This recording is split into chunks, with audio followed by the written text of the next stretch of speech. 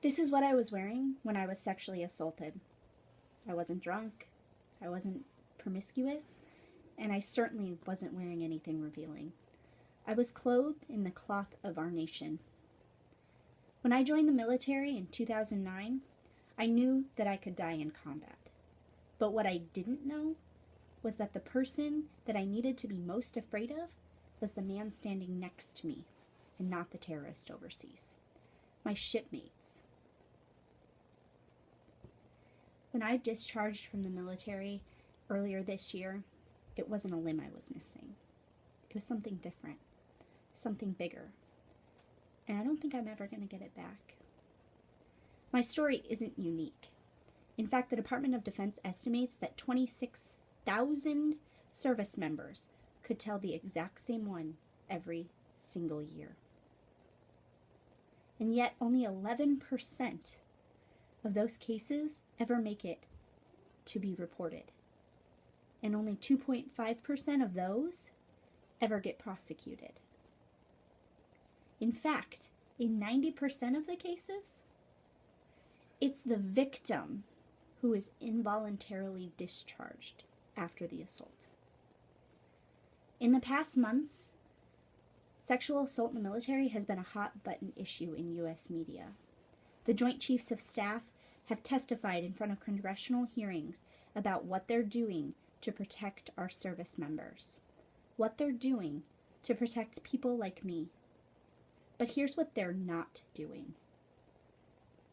In 2010, the military created a special victims unit panel to investigate and advise on sexual assault and how to prevent it. Since then, they have met a total of 0 times. That's right, they've never met. They have no protocol for instituting sexual assault training in a combat zone, where a woman is more likely to be raped than to be killed by enemy fire. When you hear facts like that, they're sobering. They make you think that maybe the military doesn't care about its victims.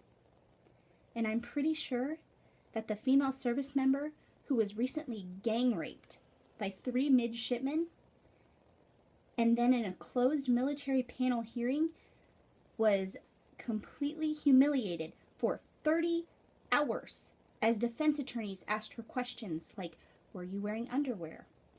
Were you wearing a bra? What's your oral sex technique? Bet you feel like a hoe. Agrees with me. In my time in the service, I've attended countless meetings where I've been told what to wear to avoid assault, what to drink, how much to drink, who to drink with, and what to say to protect myself from someone raping me. But never once, not one time, has anyone ever told the men in the meeting that they can't fuck me without my consent. And that's the problem. More than 70 service members encounter coerced and abusive sexual conduct, aggravated sexual assault, and rape every single day. That's 3 per hour. A service member is 6 times more likely to attempt suicide if they've been a victim of sexual assault. And they're 10 times more likely to suffer from post-traumatic stress disorder. Yet current VA policy says that only those who were sexually assaulted in a combat zone can apply for benefits. What is happening in our ranks is an outrage. These men and women go to work every single day to protect our country. Who's protecting them?